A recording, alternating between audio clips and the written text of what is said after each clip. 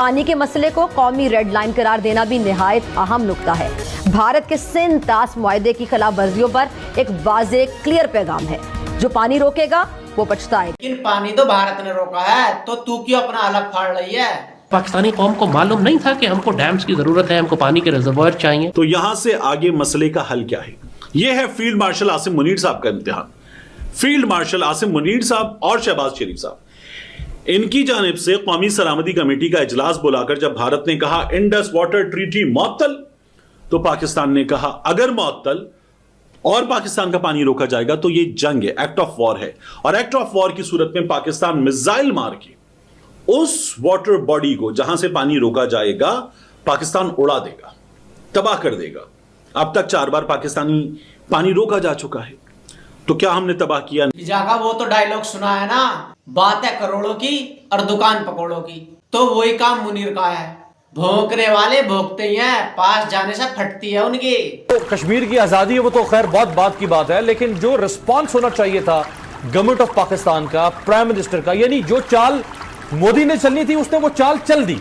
हम अगर जवाबी चाल नहीं चल सकते थे तो कम से कम हम सही ठोक बजा के जवाब तो दे सकते थे। ठोकने को हथौड़ा चाहिए और बजाने को चाहिए ढोलक, और सबसे बड़ी बात उन्हें खरीदने के लिए चाहिए पैसा, और भिखारी से पैसे की उम्मीद ना बाबा ना, तुमसे ना हो पाएगा। पाकिस्तान को अगर पानी नहीं मिला तो यहाँ फाका होगा, यहाँ वो हालात पैदा हो जाएंगे कि जिंदगी का, कि यहाँ पर लोगों का जीना मुमकिन नहीं होगा। यही तो तुम्हारा मुनीर चाहता है। इंतास मुआहदा वो मुअत्तल कर चुका है, पाकिस्तान का पानी वो बंद कर चुका है। ठीक।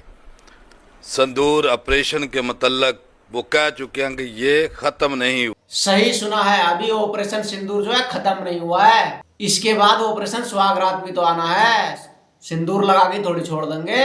आप अगर एग्रेसिवली इंडस वाटर ट्रीटी को इंप्लीमेंट करवाते, इन्फोर्स करते, चाहे इसके लिए आपको जंग का थ्रेट क्यों ना देना पड़ता। वही बात कि आपने कश्मीर की जमीन के लिए जंग नहीं की, आपने कश्मीर के मुसलमानों के लिए जंग नहीं की, लेकिन पानी के लिए तो तुम्हें करनी पड़ेगी, वरना भूखे और प्यासे मरोगे एड़ियां रगड़ते हुए या आपस में एक दूसरे के गले काटते हुए। ये जुल्म हुआ हमारे साथ। दोस्तों, ये वही लाल टोपी है जो गजवाए हिंद की बातें करता था, आज इसकी ये हालत है, पानी के लिए रो रहा है। अब कहाँ मर गया तेरा जज्बा?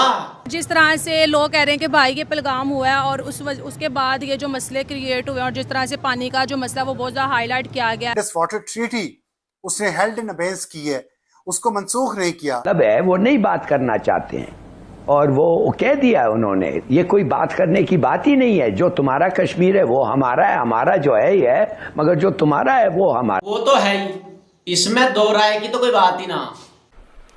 संदूर ऑपरेशन के मतलब वो कह चुके हैं कि ये खत्म नहीं हुआ।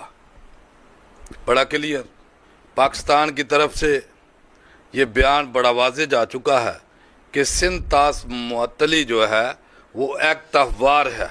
तो जब एक्ट ऑफ वार है तो इसका मकसद है कि मुल्क हालत जंग में।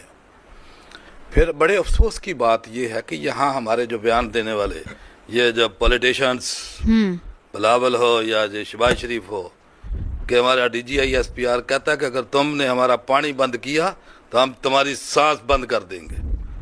और कल ही हम सुन रहे थे ये मसूफ शहबाज शरीफ मिलिट्री चीफ भी वहाँ बैठे थे और वहाँ ये कह रहा था कि नरेंद्र मोदी हमें सिंध तास मुआहदे की मुअत्तली की धमकियाँ देता है और हम चारों सूबे मिलकर अभी बहुत जल्द इजलास बुलाएंगे और पानी ज़खायर करने के ऊपर जो है बात करेंगे, डैम बनाएंगे और उसके जो नापाक अज़ाइम है उसको हम खाक में मिलाएंगे।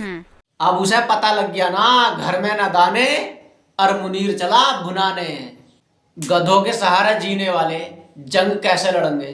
कीजिए, अगर फील्ड मार्शल साहब को जहाज उड़ाना आता होता तो रजा हयात ने फील्ड मार्शल को जहाज में बिठा देना था और 18 मिनट की बजाय 88 मिनट इंडिया के अंदर रखना था।